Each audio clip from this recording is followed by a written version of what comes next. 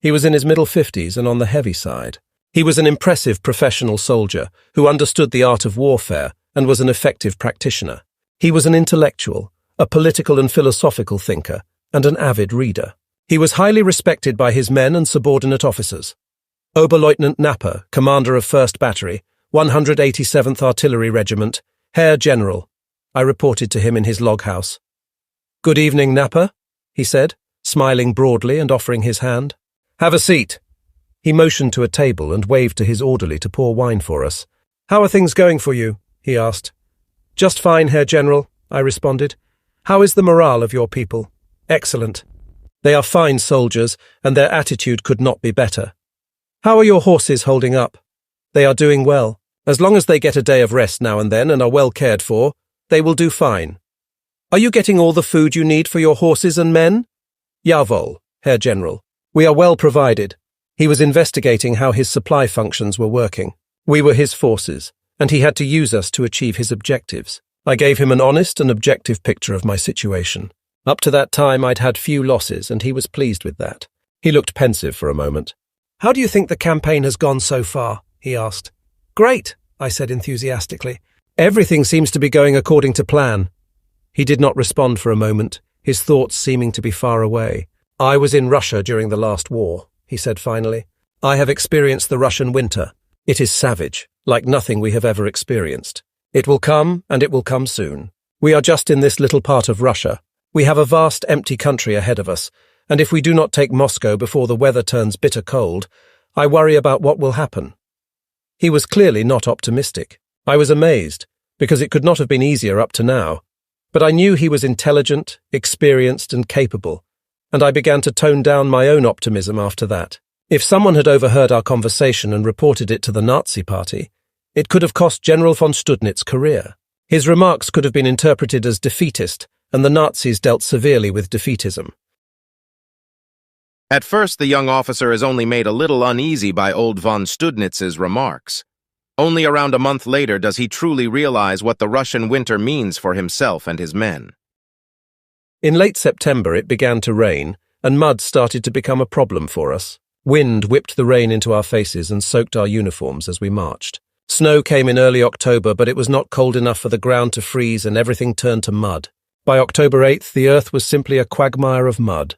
Great clumps of mud clung to our boots, and every step produced a smacking suction noise. It played havoc with the horses. We were also unprepared for the snow, because we had not received winter clothing. We reached Vyazma around mid-October. This was near Borodino, the scene of Napoleon's last big battle before he reached Moscow. Here our tanks were stopped by determined Russian resistance, and we caught up with them and fought the Russians in the same hills where Napoleon had fought them.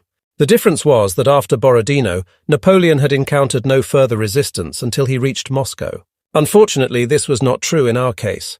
Kreuger asked his company commanders and me to meet with him in his tent shortly after we reached Vyazma. This was a rare occurrence, so we knew it was important.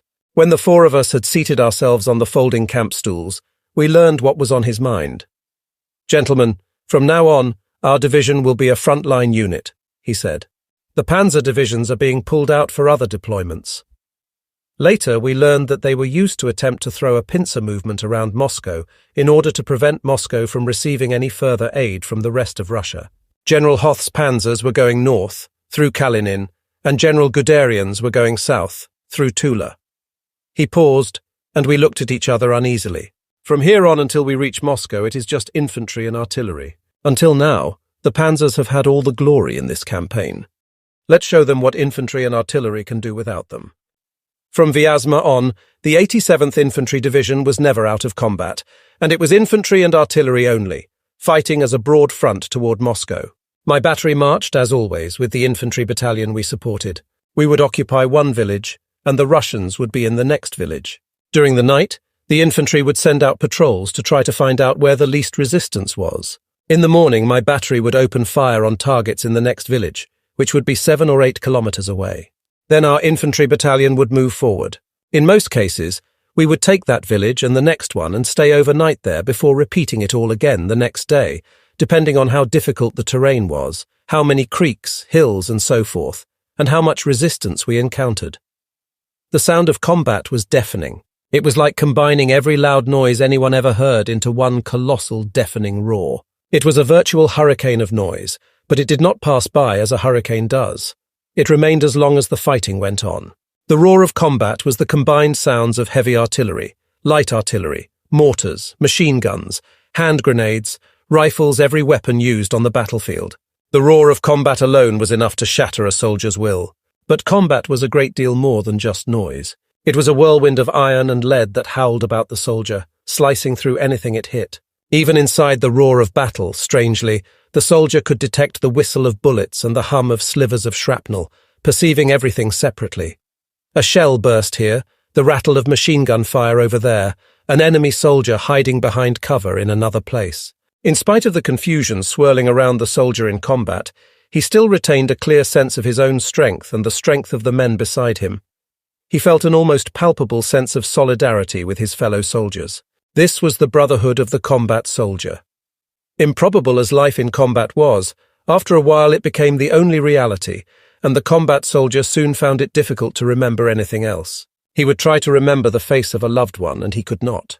The soldier on his left and on his right became the only reality, and now, in truth, the only loved ones. To the combat soldier, life became an endless series of hard physical work, raw courage, occasional laughter, and a terrible sense of living out a merciless fate that would inevitably culminate in his death or mangling. It was a hard fate for young men. Strangely, the more stalwart and robust-looking men were more likely to lose their nerve in combat than the supposedly weak ones. By late October, the mud was so bad that nothing could move in it. All movement stopped except on railroads and paved roads, which gave the Russians time to build up their forces behind the line. Even infantry on foot could move only with the greatest of difficulty. Nothing on wheels or tracks could move at all except on the post road or railroads. The only way we could move vehicles was to corduroy the roads with small tree trunks laid side by side to provide a solid surface. We established corduroy roads between our gun positions and our source of ammunition and supplies at division headquarters. Such roads were difficult footing for the horses, and the vehicles jolted over them, but at least we could transport supplies and ammunition. A hard freeze came on November 7th, which proved both an advantage and a disadvantage. We could move again, but now we were freezing because we still did not have winter clothing. We had the same field uniforms we had worn during the summer, plus a light overcoat. It seemed inexplicable that they could not get winter clothing to us. The quartermaster people were doing a good job of getting everything else to us, but no winter uniforms. We tried to spend the nights in villages so we could get out of the weather. In November this far north, we had only 7 hours of daylight. We would start well before daylight and keep going long after dark because of the short hours of daylight. As long as we marched, of course, our physical movement kept us from freezing. The farers would keep the horses behind houses at night and strap blankets on them as well, to try to shelter them from the wind. The horses had winter coats of fur, which helped them, although a few of them died at night from the cold. On November 12th, the temperature dropped to 12 degrees below 0 Fahrenheit. Even during the day now, we looked forward to passing through villages so we could warm up in the local peasant huts. When we reached the village that was our objective for that day, I left the infantry and went back to my battery to see how they were taking the cold. I found Steinbach in a hut trying to get warm. "How are the men doing?" I asked him. "They are freezing, Herr Oberleutnant," he said. "I am seriously concerned about the possibility of frostbitten toes if this continues." I went outside and wandered among the men as they parked the guns for the night, in a position so we could fight if we had to, and fed, watered, and rubbed down the horses. I tried to inspire a little more confidence in them by my presence. I found Yashka helping to strap blankets around horses. "How are you doing, Yashka?" I asked. "We have to get all the men inside, Herr Oberleutnant," he said. "At least for part of the night. They will die in this cold if they have to stay out all night." I called Yashka and Steinbach together, and we arranged a schedule that rotated the men in and out of the available huts during the night. The Russians had a real advantage over us, because they had warm felt boots and quilted uniforms, and we had only our thin overcoats, which did not offer much protection from the cold. The only reason we were ever given for not receiving winter clothing was that we were moving too fast. The reasons given for failure always sound plausible. Some of our soldiers took felt boots from dead Russian soldiers, but we did not dare risk wearing their heavier quilted jackets for fear of being shot for a Russian. Fortunately, we could pull the flaps of our field caps down to keep our ears from freezing. The men wrapped their blankets about themselves, over their overcoats and caps, and cursed those responsible for not providing us with winter clothing. The snow blew almost horizontally in blizzards that sometimes lasted all day long, with the wind piercing our faces with 1,000 needles. The cold numbed and deadened the human body from the feet up until the whole body was an aching mass of misery. To keep warm, we had to wear every piece of clothing we owned to achieve a layered effect. Each man fought the cold alone, pitting his determination and will against the bitter winter. We reduced sentry duty to 1 hour, then to 30 minutes, and finally to 15 minutes. The cold was, quite simply, a killer. We were all in danger of freezing to death. We learned now that getting warm in a peasant hut could be dangerous. The combination of newspapers on the wall and dried-out wooden walls set the stage for disaster. I was in one of them with several other people trying to get warm and talking about our next operation, when all of a sudden the room burst into flames. Although we all escaped through the doors and windows, we learned then that if a fire was kept going in those peasant stoves for weeks on end, the whole hut became extremely flammable. The stove stayed hot, and the walls stayed hot, and if the walls reached a flash point and someone struck a match to light a cigarette, the whole place would ignite. We stopped in a village to rest and get warm and plan our attack for the next morning. My Förderhalter, Schmidt, had taken my horses to a nearby barn so they could get warm. It was almost dusk when we took Russian artillery fire. A familiar slow whine rose to a piercing howl, followed by a series of thunderous explosions that shook the earth. The hut I was in was not damaged. When I went outside to inspect the damage, I found that the barn had taken a direct hit and both my horses lay dead in the snow. Although losing Schwabenprinz was a great emotional loss to me, it was not a practical loss because we were in constant combat, and in combat we marched on foot with the infantry rather than riding, partly to protect the horses and partly to keep warm. Horses were now used only to pull the guns, ammunition and supplies. The Russian resistance became more and more determined, now as we neared Moscow, and our casualties were becoming much heavier. At first we had had fairly light casualties, and we had taken a seemingly endless stream of prisoners. But now our progress was slowing considerably. Resistance was stiffening, prisoners were fewer, and our casualties were higher. Stalin, who understood the Russians' great love of their country, had declared this war to be the Great Patriotic War, and convinced his people that it was not communism they were fighting for, but Mother Russia. It worked for him. By December we were no more than 25 kilometers from Moscow, but the temperature was paralyzing. Heavy snow fell on December 1st, and the pitiless cold became unbearable. Our world had become a huge frozen abyss, in which the white snow glittered in the flashes of our gunfire, and turned pink or green in the light of signal flares. Mortars were of little value because the explosion was muffled in the deep snow. Although we were freezing, we still provided enough warmth for the lice that fed on us. We had become, quite simply, frozen and exhausted men who were being constantly tormented by vermin. We felt like livestock rather than human beings. The snow seemed to fill the air with a soft mist, bringing the earth and sky together into one meaningless blur. It drifted about over the level ground, swirling and forming strange and surrealistic patterns. Frostbite was beginning to account for many casualties, sending men home with amputated toes or fingers. I had not worn clean clothes for 2 weeks. I tried to imagine what it would be like to stand under a hot shower and scrub my back with a stiff, bristled brush. The image was maddening, and I quickly ejected it from my mind. On December 4th, we were in Raskazovka, a village just outside Moscow. We had established a defensive line around the village the evening before. In the early hours of a freezing, disagreeable morning, just as my battery was about to lay down a barrage on the next village, we saw a group of 30 to 40 Russian soldiers moving toward us across open ground. Our infantry opened fire on them with mortar and machine guns and drove them back. A while later, they attacked again, this time in company strength of 150 or so men. Again, the infantry drove them back. Then they attacked in battalion strength with about 500 men. We could see them moving out about 3 kilometers away. I got my guns ready and opened fire on them, but they kept coming. It was just suicide because they were out in the open and they had no tanks or artillery or protection of any kind. They got as close as 200 meters before they were totally decimated.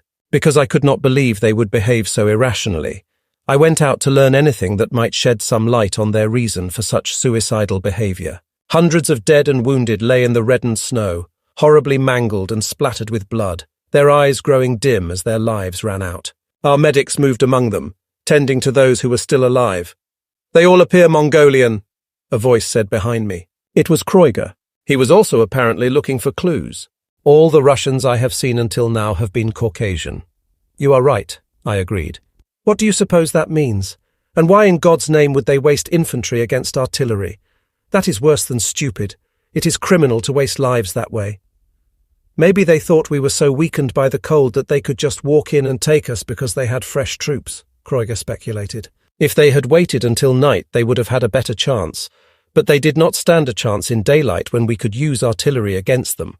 As we approached the outermost suburbs of Moscow, paralyzing blasts of cold hit us, and the temperature dropped far below zero and stayed there. Our trucks and vehicles would not start, and our horses started to die from the cold in large numbers for the first time. They would just die in the bitter cold darkness of the night, and we would find them dead the next morning. The Russians knew how to cope with this weather, but we did not. Their vehicles were built and conditioned for this kind of weather, but ours were not. We all now numbly wrapped ourselves in our blankets. Everyone felt brutalized and defeated by the cold. The sun would rise late in the morning, as harsh now in the winter winds as in the heat of August, and not one fresh footprint would be visible for as far as the human eye could see. Frostbite was taking a very heavy toll now as more and more men were sent back to the field hospitals with frozen fingers and toes. Many infantry companies were down to platoon size. On December 5th, the temperature plummeted to 30 degrees below zero. It was almost impossible for the human body to function in such a numbing cold. We reached our objective, Peredelkino, by noon. Our feet felt like awkward blocks of ice as we struggled to put one foot in front of the other and keep walking. I found myself wondering if anything could possibly be worth such suffering. The flesh on our faces and ears would freeze if we left it exposed for very long, and we tried to wrap anything around our heads to prevent frostbite. I could not help thinking of Napoleon's army retreating from Moscow. Our fingers froze even in gloves and stuffed into our overcoat pockets. They were so stiff from the cold that they refused to perform any function. We could not have fired our rifles. I could not help wondering if our superiors in Berlin had any idea of what they had sent us into. Such thoughts constituted defeatism, I knew, but that threat seemed of little consequence at the moment. Instead of moving on immediately after reaching Peredelkino, as we normally would have, some of us went into a peasant hut to get warm, because the cold was surely going to kill us if we did not. Oberleutnant Schumann, battery commander of 3rd Battery, and I, along with our forward observation officers and an infantry lieutenant, went into the same hut to try to warm up. We should not have congregated the key officers from 2 artillery batteries in the same spot where we could all have been killed en masse, but the cold was beyond human endurance, and we had to get warm if we were to survive. We were sitting on the stone stove in the middle of the hut, just beginning to thaw out, when we heard the sharp cracks of tank cannons. We had received no warning from our infantry, and we had just got up to investigate when a tank shell crashed through a corner of the hut and exploded. Shrapnel blasted through the room, scattering broken and bleeding bodies, filling the room with smoke, the smell of burned powder, and the astonished cries of wounded soldiers.